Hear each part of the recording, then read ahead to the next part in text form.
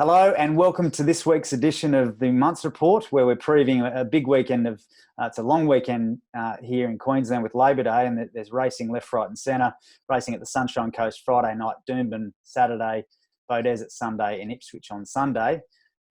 Joining us from the stable is Chris Munce and Al Russell. Al's the foreman for Chris. How are we, guys? Yeah, good. Great to have you as a special guest. You've obviously been involved with Munce racing for some time, but prior to that, as many people may know, you had a career as a leading jockey. Just tell us a little bit about your time in the saddle and some of your memories of some of your better horses. You've rode some of the likes of Falvalon and Chief De Beers and some great horses. Tell us about that time. Yeah, so Adam, I started my apprenticeship, I think it was about 92, and I rode pretty successfully as an apprentice. I won a few apprentice premierships and whatnot. I did start to struggle with my weight towards the end of my apprenticeship, so that was that took its toll a little bit, but I kept riding for quite a few years after that, albeit the heavyweights. I was lucky enough to get on some good horses, like you mentioned, and I had a good association with Chief De Beers early on. I won quite a few races on him. I think I won 8 races on him, and then later on, I rode Falvalon and won quite a few races on him also. But and back earlier, I rode Chris's. Kathy's horse, Brave Warrior. I won a race on him. I think I rode him a couple of times. I think I rode him in his last start in the Gold Market where he got beat, but I won a race on him, and I sort of rated them 3 horses the best horse that I rode. Very good. Obviously, lots of good memories there. I mean, a couple of horses that resonate with, obviously, the Queenslanders would definitely be Falvalon and Chief De Beers, particularly Chief De Beers. He's even making headlines now. He's obviously had a career as a police horse and that sort of thing, and is now up for some more honours in that regard. But obviously, it was a unique story around him with the fact that he had a great career. Obviously, won feature race at Doomben, but couldn't win across the road. Have you got any theories about why he couldn't go at Eagle Farm, or didn't win at Eagle Farm? Yeah, well, I've been asked that one a lot of times. He was trained here, obviously, too, but he just seemed to prefer Doomben. He used to sit up on the speed, and he had a really sharp turn of foot, and he could just let go around that corner and put the race beyond out. Whereas at Eagle Farm, the big stretches probably found him out a little bit more. But in saying that, I think he was very unlucky in a couple of races here at Eagle Farm. Probably should have won a couple with any more luck. He drew bad a couple of times in Stradbrokes and whatnot. So yeah, that's what I think anyway. Yeah, very good. And Chris, obviously, you've got memories of time with Al riding it as rivals, I guess. What are your memories from your days when you were both riding alongside each other? Oh, well, Al was always a very good rider from when he first started as an apprentice up here. I mean, it was, as he said, 92, and probably that was when I first went to Sydney to ride for a few months, and then came back. And by the time I was back riding here full time, he'd well and truly established himself as a top class rider. Certainly no surprise to see him go and ride the good horses and the winners that he did after I moved to Sydney.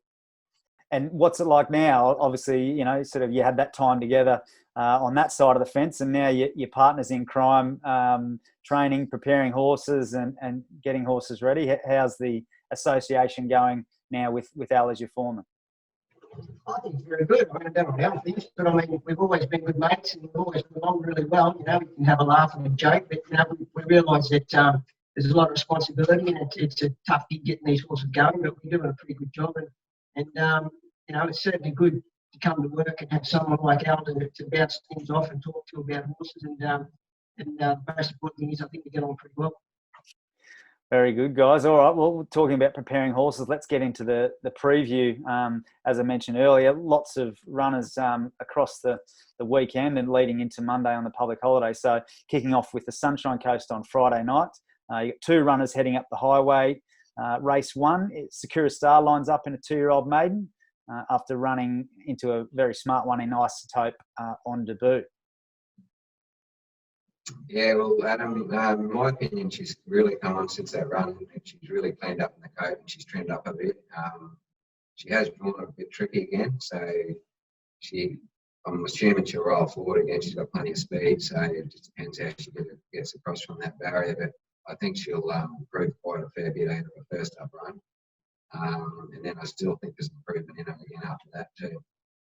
Okay, well, interesting to see how she goes. Race 6 is a benchmark 55, and Galvarino stays at the 1800 metres after a last start 4th at the track and trip. He was also scratched from Wednesday, Chris. Yeah, I just thought the 1800 would suit him a little bit better. I thought the ratings tomorrow was a little bit of a weaker race as well. So he's in good form. This guy, he's really sort of hit a bit of a confidence boosting win at Kilcoy, and after that he's just put in really good runs ever since. So I'm assuming he'll probably roll forward again. He's always seen the horse. Now he's out to past a mile. He'll race up there on the speed. And as I said, I still think he's learning. I still think he's learning what it's all about, but he's racing in good form. Okay, so that's the runners for the Sunshine Coast. Doomben on Saturday, the stable has 2 runners. Thrasher takes her place in the 2-year-old handicap. What were your thoughts on her last run? Obviously, we'd spoken previously, Chris, that she's a horse you have an opinion of. What did you think of that last run? Well, she cost herself the race before she even left the saddling enclosure. She was a muck lather of sweat, just got very, very hot. She was tied up in a new tie-up store and just really brought her unstuck. You know, she's immature, and the new surroundings she didn't appreciate, and it really cost her late in the race, I thought, plus the fact they went terribly slow up front, which, I mean, she hasn't got a good turn of foot. She's a genuine stayer. I think when she gets out to 2,000 metres, mile and a half is when you'll see the best of her. But she's a quality filly, don't worry about that. Okay.